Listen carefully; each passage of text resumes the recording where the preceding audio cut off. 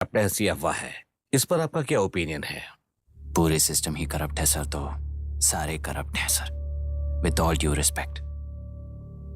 क्या आप में से कोई ऑफिसर्स हैं जो करप्ट नहीं है? हैदराबाद में हुए रेपिस्ट लाइव एनकाउंटर पर तुम्हारी क्या राय है? अराजकता है। कैसे?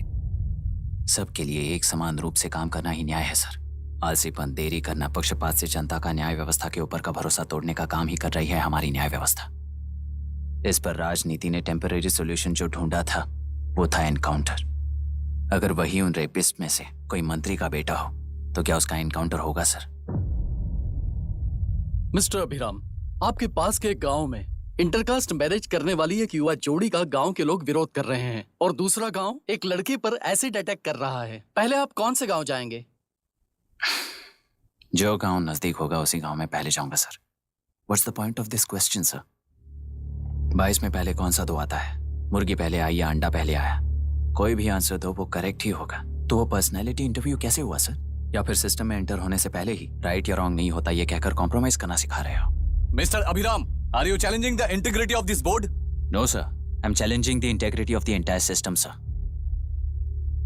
तो फिर इस एटीट्यूड के साथ उस सिस्टम में कैसे फिट होगे? फिट होने के लिए सिस्टम ही कहाँ है सर?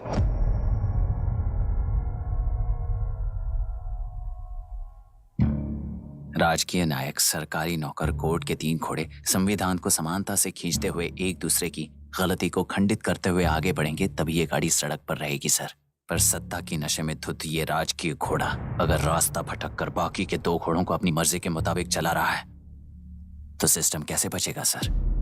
कई लाखों लोगों को फिल्टर करके मिले हुए वैल्यूएबल प्रिंट्स को सिस्टम में धकेला जा रहा है, पर उन्हें सच्चाई के साथ काम करने का मौका कहां मिलता है सर? अगर ये पर्सनैलिटी इंटरव्यू है तो ये पर्सनैलिटी वहां कैसे मिस हो रही है सर?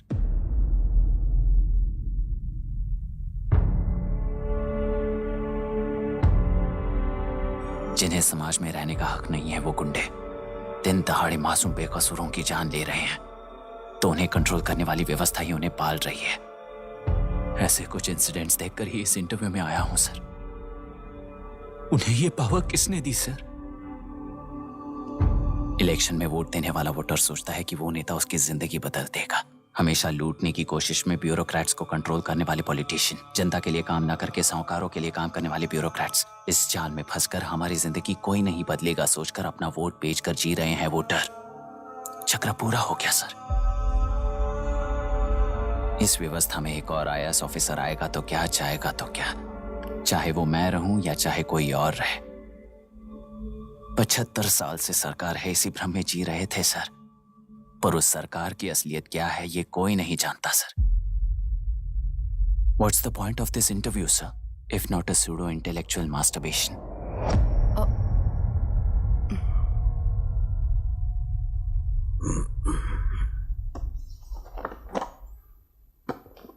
मिस्टर अभिराम, इस टेम्परमेंट के साथ आप इस फील्ड में काम नहीं आओगे। I am sorry. Thank you sir. मैंने भी यही रियलाइज किया है। एक सिविल सर्वेंट के साथ ईगो क्लैश की वजह से मैं इस गेम में आया था, पर आते वक्त रास्ते में ही समझ आ गया था इस खेल में रूल्स नहीं है, बल्कि ये खेल ही नहीं बस खिलवाड़ है।